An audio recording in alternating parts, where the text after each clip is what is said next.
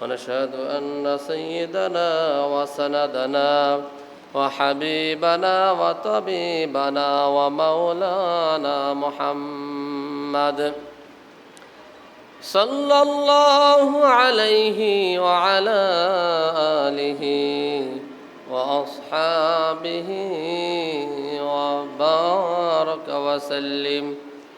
وقال رسول الله صلى الله عليه وسلم: من صام رمضان إيمانا واحتسابا غفر له ما تقدم من ذنبك، أو كما قال عليه الصلاة والسلام. أعوذ بالله من الشيطان الرجيم. بسم الله الرحمن الرحيم. يا أيها الذين آمنوا كتب عليكم الصيام كما كتب على الذين من قبلكم لعلكم تتقون. إن الله وملائكته يصلون على النبي يا أيها الذين آمنوا صلوا عليه وسلموا تسليما. محبت نے پڑھی اللهم صل على محمد وعلى آل محمد كما صليت على إبراهيم وعلى آل إبراهيم إنك حميد مجيد. اللهم صل على محمد النبي الأمي وعلى آله وسلم تسليما. আলহামদুলিল্লাহ, মহান রব্বে কারিমের দরবারে লাখ কোটি শুকরিয়া। রব্বুল আলামিন জুমার প্রথম রমজানের প্রথম জুমাতে আমাদেরকে তার মেহমান হিসেবে তার ঘরে আসা এবং বসার তৌফিক দান করছেন। দিল থেকে শুকরিয়া তার আদায় করতেছি আলহামদুলিল্লাহ। আল্লাহ রব্বুল আলামিন তার বান্দাদেরকে নেকির কাজে প্রতিযোগিতা করার জন্য আদেশ করছেন। বান্দা তোমরা প্রতিযোগিতা করো, প্রতিযোগিতায় লিপ্ত হও। বান্দা তোমরা প্রতিযোগিতা করো, এমন জান্নাতের দিকে দৌড়াও। তোমরা দৌড় প্রতিযোগিতা করো এমন জান্নাতের দিকে যে জান্নাতের বিশালতা, যে জান্নাতের বিস্তৃতি আসমান এবং জমিনের থেকে অধিক বড়। সুবহানাল্লাহ। তোমরা তোমাদের রবের কাছে প্রার্থনা করো, তোমরা রবের কাছে তোমরা জান্নাত কামনা করো। জান্নাত যে তিনবার কামনা করে, জান্নাতও তার জন্য দোয়া করে, রব্বে কারিম তাকে তুমি জান্নাতবাসী হিসেবে কবুল করে নাও। আল্লাহুম্মা ইন্না নাসআলুকাল জান্নাহ ওয়া নাউযু বিকা মিনান নার। আয় আল্লাহ, আমাদেরকে আপনি জান্নাতের বাসিন্দা করেন, জান্নাতের মালিক বানিয়ে দিন, আর জাহান্নামের ওই কঠিন আযাব থেকে আপনি আমাদেরকে মুক্তি দান করেন। বলেন আমিন। একবার নাই দুইবার নয়, হাজার হাজার বার বলেন। রব্বে কারিমের কাছে যে যত বেশি বলতে পারবো, রব্বে কারিম তার প্রতি তত বেশি খুশি হবে। দুনিয়ার মানুষের কাছে একবার থেকে, দুইবার থেকে যদি তিনবার বলা হয়, কোনো জিনিস যদি দুনিয়ার কোনো মানুষের কাছে চাওয়া হয়, একবার দিবে, দুইবার দিবেন, তৃতীয়বার বলবে তুমি কি কিনে নিতে পারো না? তুমি কেন বারবার আমার লাইটটা তুমি নিতে আসো? বারবার কেন তুমি আমার কাছে ছুটে আসো? তোমার যেহেতু লাগবে, তুমি একটা ব্যবস্থা করে নাও। রাগ করে। কিন্তু আল্লাহ রাব্বুল আলামিন বলতেছেন, وَإِذَا سَأَلَكَ عِبَادِي عَنِّي فَإِنِّي قَرِيب। বলেন সুবহানাল্লাহ। ও আমার হাবিব, আমার কোন বান্দা যখন আমার সম্পর্কে তোমার কাছে জিজ্ঞাসা করে, তখন আপনি বলুন রব তোমার কাছে আছে। বলেন সুবহানাল্লাহ। ফাইন্নী করিব, আমি রব আমার সকল বান্দার কাছে আছি। তোমার এই শিহরণের রগ তোমার যতটা কাছে, এর থেকেও আমি রব্বুল আলামিন তোমার তার থেকেও বেশি কাছে আছি। বলেন সুবহানাল্লাহ। আন্নী ফাইন্নী করিব, আমার সম্পর্কে যখন কেউ কিছু বলে, তোমার কাছে জিজ্ঞেস করে রব কোথায়, তুমি বলো রব তোমার সাথেই আছে, তোমার নিকটেই আছে। পরের অংশে রব্বুল আলামিন বলতেছেন, উজিবু দাওয়াতাদ দাঈ ইযা দাআন। বলেন সুবহানাল্লাহ। দুনিয়ার কোন মানুষ যখন আমাকে ডাকে, ইযা দাআন উজিবু, আমি সঙ্গে সঙ্গে লাব্বাইক, আমি সাড়া দিই। দুনিয়ার কোন মানুষ যখন রাতের গভীরে, রাত্রে ৩টার সময় সারা দুনিয়ার মানুষ ঘুমায়, রাত্রে ৩:৩০টার সময় সবাই ঘুমায়, কিন্তু আমি রব আমার বান্দার দিকে আমি কিন্তু তাকিয়ে থাকি। বলেন সুবহানাল্লাহ। আরো আসতে বলেন সুবহানাল্লাহ। আমাকে যখনই ডাকেন, বান্দা আমাকে যখনই ডাকবে আমি তখনই সাড়া দিব। এই পৃথিবীতে এমন মানুষ, এমন কেউ নাই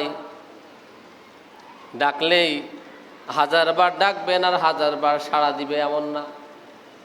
রাত্রে ৩টার সময় যদি আব্দুর রহমানের বাসায় আমি যাই, যদি তার বাসাতে নক করি, হয়তো একবার উঠবে।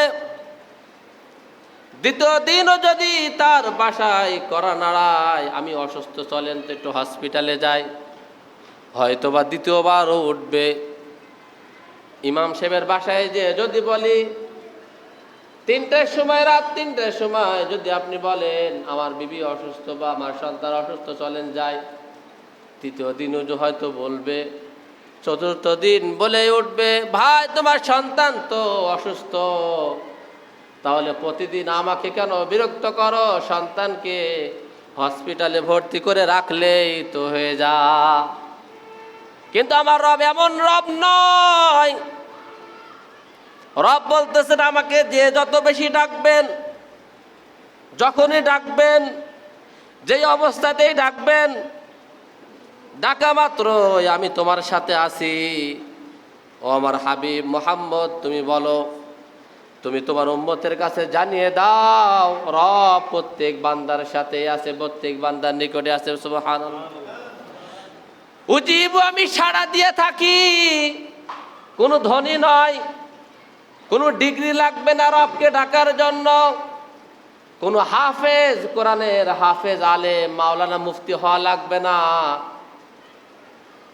ওই কৃষকের একজন দিন মজুর, যার কোনো ডিগ্রি নাই, যার কোনো পরিচয় নাই, সেও যদি রাত্রের আধারে ওই কূপের মধ্যে থেকে সমুদ্রের ওই জেলে যদি নদীর গহীন অন্ধকার থেকেও যদি রবকে সাহায্যের জন্য ডাকে, রব বলতেছেন তুমি বলে দাও উজিব, আমি সাড়া দিয়ে থাকি যখনই আমাকে কেউ ডাকে।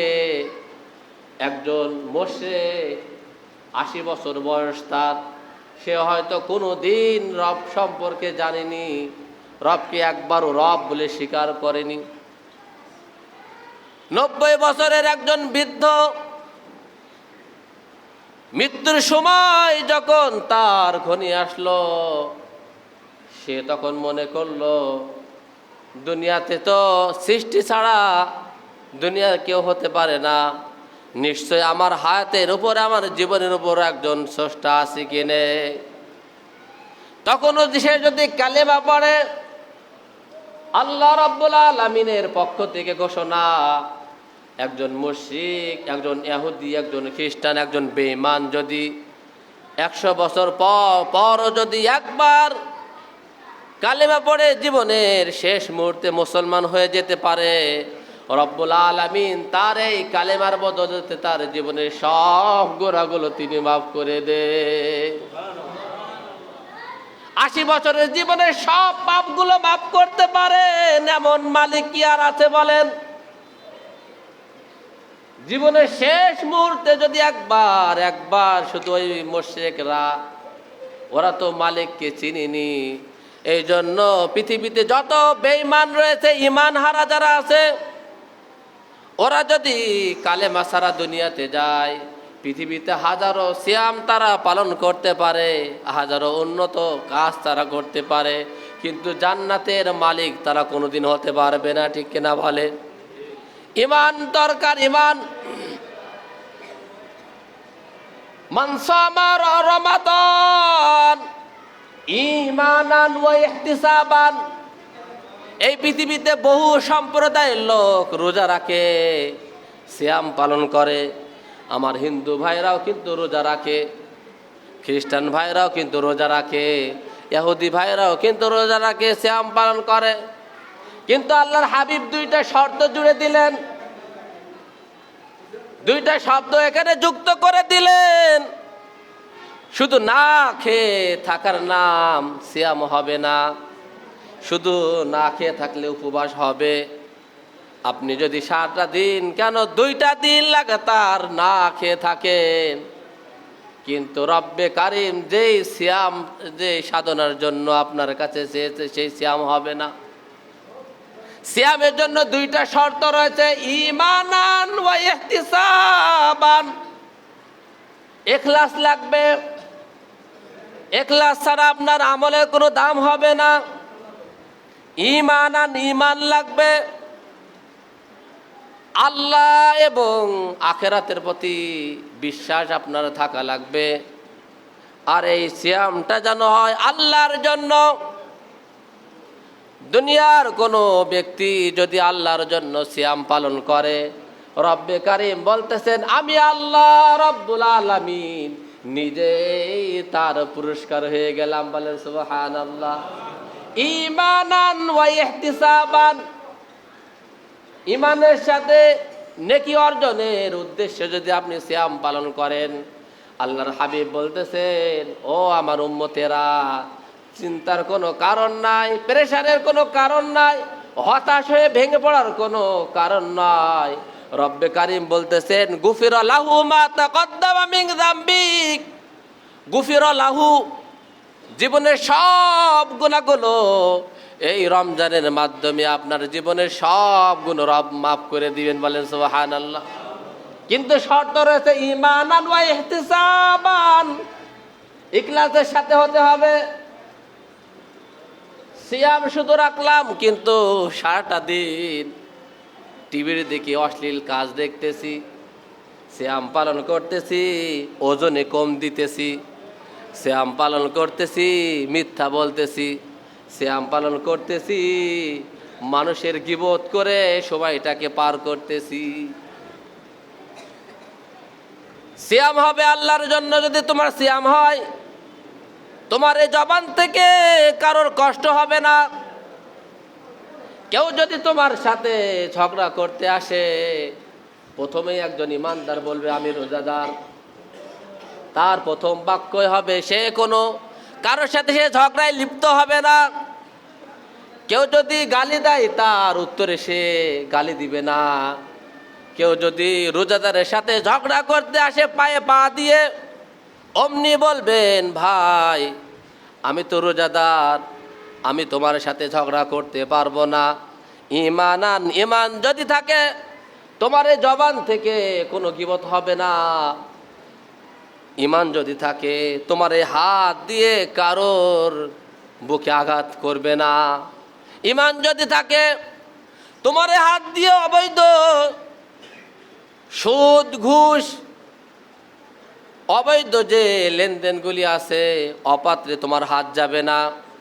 ইমান যদি থাকে, তাহলে তুমি তোমার এই লজ্জা স্থানকে তুমি আল্লাহ তাআলাকে ভয় করে তুমি হেফাজত করবে। ঈমানান ওয়া ইহতিসাবান গুফিরা লাহু মা তাকদ্দামা মিন যামবিক। যদি ঈমান ইখলাসের সাথে আপনি সিয়াম পালন করতে পারেন, আমরা তো এখানে যারা আছি, কতজন আছে জীবনের বহু রমজান আমরা অতিবাহিত করেছি। কেউ হয়তো বলবে হুজুর আমি 40 বছর আমি রোজা রাখি। কেউ হয়তো বলবেন আমি 30 বছর রোজা রাখি, সিয়াম পালন করি। রব বলতেছেন তুমি যদি ঈমানান ওয়া ইহতিসাবান এই দুইটা শর্তকে যদি মাথায় রেখে তুমি সিয়াম পালন করতে পারো, একটা সিয়ামে এক রমজানে তোমার জীবন পাল্টিয়ে তুমি মুমিন হয়ে যাবে। 4টি আমলের কথা বলবো। আল্লাহর হাবিব বলতেছেন 2টি আমল এমন আছে ও আমার বান্দা, 2টা আমল তোমাদেরকে রমজানের উপলক্ষে বলবো। ও আমার উম্মতেরা, যে 2টা আমল যে যদ্দূর করবে আল্লাহ তাআলার তত নিকটে সে থাকতে পারবে। বলেন সুবহানাল্লাহ। আল্লাহ তাআলার নিকট থাকতে হলে দোয়া করা লাগে। বিবি আসিয়া শয়তান ফিরাউনের স্ত্রী ছিলেন। ফিরাউন যখন তার স্ত্রী ফিরাউনকে রব হিসেবে স্বীকার করলো না, আসিয়াকে তার হাতের মধ্যে তার শরীরের মধ্যে বড় বড় পেরেক মেরে তাকে পেরেক অবস্থায় রেখেছিল। আসিয়া যখন মৃত্যুবরণ করবে ঠিক তার মুহূর্তে তিনি বললেন রব্বানা, আয় আল্লাহ, এই জালিম সম্প্রদায় থেকে আপনি আমাকে মুক্তি দান করুন। আর জান্নাতের মধ্যে আপনার কাছে আপনার পাশে এই আসিয়ার জন্য একটা ঘর আপনি নির্মাণ করুন। বলেন সুবহানাল্লাহ। শুধু জান্নাত চাই নাই, জান্নাতের মধ্যে একটা ঘর, যেই ঘরটা হবে তোমারই পাশে। 28 নম্বর পারার 20 নম্বর পৃষ্ঠায় এই কথাটা রব্বুল আলামিন আসিয়ার এই দোয়াটাকে তিনি জানাইতেছেন তার বান্দাদেরকে। ইয ক্বালাত রব্বি ইবনিলি ইনদাকা বাইতান ফিল জান্নাহ ওয়া নাজ্জিনি মিন ফিরআউন ওয়া আমালিহি ওয়া নাজ্জিনি মিনাল কওমিজ জালিমিন। বলেন সুবহানাল্লাহ। রব্বি ইবনিলি ইনদাকা বাইতান ফিল জান্নাহ, আয় আল্লাহ, আমার জীবনের শেষ মুহূর্তে তোমার কাছে আমি চাই, রব্বি ইবনিলি ইনদাকা বাইতান ফিল জান্নাহ, জান্নাতের মধ্যে একটা ঘর আমার জন্য হবে, জান্নাতের মধ্যে একটা ঘর হবে।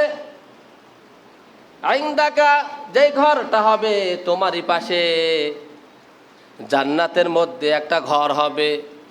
ঘরটা হতে হবে জান্নাতের মধ্যে। আমার একটা ঘর দরকার, ঘরটা হবে জান্নাতের মধ্যে। শুধু এমন জান্নাত নয় যে জান্নাতে আমি একা থাকবো, যে ঘরটা হবে জান্নাতের মধ্যে তোমারই পাশে যেন হয়, বলেন সুবহানাল্লাহ। এমন একইভাবে আমাদের জাতির পিতা ইব্রাহিম আলাইহিস সালামের স্ত্রী সারা দোয়া করেছিলেন, আয় আল্লাহ, আমার এই জীবনে আমি জিন্দিগিতে আমার এই লজ্জাস্থান আমি আমার স্বামী ছাড়া অপাত্রে আমি ব্যবহার করি নাই। আপনার হাবিব ইব্রাহিম ছাড়া দুনিয়াতে কাউকে বিশ্বাস করে নাই, কারোর প্রতি ঈমান আনে নাই। যদি এই দুইটা কথা আমার সত্য হয়ে থাকে তাহলে জালিম সম্প্রদায় থেকে আমাকে হেফাজত করেন, বলে সুবহানাল্লাহ। দোয়া করার সাথে সাথে অমনি জালিম বাচ্চার হাত আর চলে না। হাজেরাকে যখন সারাকে যখন ধরতে গেল, অমনি তিনি আল্লাহর কাছে বিপদের মুহূর্তে তিনি দোয়া করলেন, আয় আল্লাহ, আপনাকে এবং নবী ইব্রাহিমকে আমি বিশ্বাস করি, আল্লাহ এবং তার রাসূলের উপর আমি ঈমান এনেছি। 1 নম্বর নিজের ভালো আমলটা তুলে ধরলেন। 2 নম্বর আমার এই লজ্জা স্থান আপনার হাবিব ইব্রাহিমকে ছাড়া অন্য কোথাও আমি ব্যবহার করি নাই। এই দুইটা কথা যদি আমার সত্য হয়ে থাকে, হক হয়ে থাকে, তাহলে যে জালেম বাচ্চা আমার সাথে অপকর্মের জন্য ছুটে আসতেছে, এই জালেম সম্প্রদায় থেকে আপনি আমাকে হেফাজত করে। দোয়ার ধরনটা একটু দেখেন, এইভাবে কে দোয়া করতে পারে? নিজের সৎ আমলের গ্যারান্টি রব্বে কারিমের সামনে তুলে ধরতেছেন। যদি এই দুইটা যদি শতভাগ সত্যি হয়ে থাকে তাহলে জালেম সম্প্রদায় থেকে আপনি আমাকে হেফাজত করেন। দোয়া করাও সারা। অমনি জালেম সম্প্রদায় ওই ফিরাউন তার হাত সঙ্গে সঙ্গে অবশ হয়ে গেল। সে হাত দিয়ে সে আর হাজরাকে আসিয়াকে সারাকে ধরতে পারলো না। এজন্য দুইটা আমল এমন আছে যেই দুইটা আমল যদি দুনিয়ার কোনো উম্মত করে, আল্লাহর হাবিব বলতেছেন যেই ব্যক্তি যদ্দূর করবে রব্বে কারিমের তত নিকটবর্তী হতে পারবে। 1 নম্বর হলো বেশিতে বেশি কালেমা তয়্যিবা পাঠ করা। 1 নম্বর আমল হলো কালেমা পাঠ করা। যে কালেমা পাঠের জন্য তোমার ওযু লাগবে না, যে কালেমা পাঠের জন্য তোমার মসজিদে আসা লাগবে না, যে কালেমাটা আপনি সর্বদাই বাজারে ঘাটে চলতে ফিরতে সর্ব অবস্থায় আপনি কালেমা পড়তে পারবেন। 2 নম্বর হলো ইস্তিগফার করা, আস্তাগফিরুল্লাহ ওয়া আতুবু ইলাইহি ফাকুলতু ইস্তাগফিরু রাব্বাকুম, তোমরা তোমাদের রবের কাছে ইস্তিগফার করো, ইন্নাহু কানা গফফারা, নিশ্চয় তিনি ক্ষমাশীল, তিনি তোমাদেরকে ক্ষমা করবেন। ইস্তিগফার পড়ো। 1 নম্বর হলো কালিমা পড়া, অধিক পরিমাণের কালিমা পড়া। 2 নম্বর হলো ইস্তিগফার পড়া, অধিক পরিমাণে ইস্তিগফার পড়া। ব্যবসা করতেছেন, চলতেছেন, ফিরতেছেন, সর্বহালতে আপনি ইস্তিগফার পড়েন। ইস্তিগফার সেই পড়তে পারবে যার দিল আল্লাহর স্মরণ রয়েছে, ঠিক কিনা বলেন? আর 2টা আমল আছে, এমন 2টা আমল যা না করে তোমাদের কোনো উপায় নাই। 2টা আমল আছে না করে তোমাদের কোনো উপায় নাই। তন্মধ্যে একটা হলো জান্নাতের জন্য দোয়া করা, জান্নাতের জন্য রবের কাছে বেশি বেশি কান্নাকাটি করা। জান্নাত ছাড়া তোমাদের আর কোনো ঘর নাই, জান্নাত ছাড়া তোমাদের আর কোনো বাসস্থান নাই, আর কোনো ঠিকানা নাই। ওই জান্নাতের জন্য বেশি বেশি দোয়া করতে বলেছেন রব। 2 নম্বর হলো জাহান্নাম থেকে মুক্তি, জাহান্নামের ওই আগুন থেকে মুক্তির জন্য রব্বে কারিম দোয়া শিখাইতেছেন, আল্লাহুম্মা ইন্না নাসআলুকাল জান্নাহ, আয় আল্লাহ আপনি আমাদের সকলকে জান্নাতের বাসিন্দা বানায় দিন। ওয়া নাউযু বিকা মিনান নার, আর এই জাহান্নামের ভয়ঙ্কর ওই আযাব থেকে আপনি আমাদের সবাইকে মুক্ত করে দিন। সুবহানাল্লাহ বলে না? জান্নাত দান করুন। জান্নাত চাইতে হবে, না চাইতে কোনো উপায় নাই। 2 নম্বর হলো জাহান্নাম থেকে মুক্তি চাইতে হবে। রব্বুল আলামিন বলতেছেন, যে যতদূর বেশি বলবে আল্লাহ তাআলা তার প্রতি তত সন্তুষ্ট হবেন। আল্লাহর কাছে চাইলেই আল্লাহ রব্বুল আলামিন সন্তুষ্ট হন। আল্লাহুম্মা আজিরনি মিনান নার, একবার 2 বার নয়, 1000 বার বলবেন। দোয়া করলেই রব্বুল আলামিন কবুল করে। দোয়া করলেই কবুল করেন। দোয়া কবুলের বিভিন্ন মাধ্যম আছে, বিভিন্ন পদ্ধতি আছে, আজকে আমি বলবো না। আল্লাহুম্মা আজিরনি মিনান নার, আল্লাহুম্মা আজিরনি মিনান নার। আয় আল্লাহ, জাহান্নামের ওই ইন্ধন থেকে আপনি আমাদেরকে মুক্তি দান করুন। আল্লাহুম্মা ইন্না নাসআলুকাল জান্নাহ, আয় আল্লাহ ওই জান্নাতের অধিবাসী বানিয়ে দিন, জান্নাতের মালিক বানিয়ে দিন। আর জাহান্নামের ওই ভয়ঙ্কর আযাব থেকে আপনি জাতিকে হেফাজত করুন। আর একটা কথা হলো, কোরআন যার হবে দুনিয়াতেও সে হাসানার মালিক হবেন, আখিরাতেও সে কল্যাণের মালিক হবে। কোরআন, শাহরু রমাদান আল্লাযী উনজিলা ফীহিল কুরআন, এটা হলো সেই রমজান, যে রমজানে কোরআন নাজিল করা হয়েছে সত্য এবং মিথ্যার মধ্যে পার্থক্য সৃষ্টি করার জন্য। বলেন সুবহানাল্লাহ। রমজান সেই রমজান যার মধ্যে কোরআন অবতীর্ণ করা হয়েছে। সব কিছু অর্জন হলো, কোরআন অর্জন হলো না, তাহলে আপনি হাসানা থেকে, কল্যাণ থেকে, সর্বোপরি কল্যাণ থেকে আপনি বঞ্চিত হয়ে যাবেন। এটা খুব সহজ কথা। কোরআন যদি আপনার দিলে না থাকে, আপনি 2 রাকাত নামাজ পড়তে গেলেও তবে সূরা ফাতিহা লাগতেছে। এই ফাতিহাটা আপনার শুদ্ধভাবে, খুব সহজ। কোরআন শেখা অল্প টাইম হলেই শেখা যায়, খুব সহজ জিনিস। কিন্তু কোরআন যার আছে, রব্বে কারিমের হাসানা তার সাথে আছে। রব্বানা আতিনা ফিদ দুনিয়া হাসানা, আয় আল্লাহ দুনিয়ার জীবনে আমাকে কল্যাণ দান করুন। এই কল্যাণটা হলো কোরআনে কারীম। এজন্য কোরআন রমজানের মধ্যে একটুখানি সময় যেন কোরআনের জন্য দিতে পারি। বলেন না আমিন। একটুখানি সময়, যেখানে ভালো লাগে, যার কাছে যে বোঝে তার কাছে মেহেরবানি করে একটু সময়, 20 মিনিট সময়, আধা ঘন্টা সময়, 1 ঘন্টা সময় কোরআনের জন্য। কোরআন থেকে যদি বঞ্চিত হই, সর্বোপরি কল্যাণ থেকে আপনি বঞ্চিত হবেন।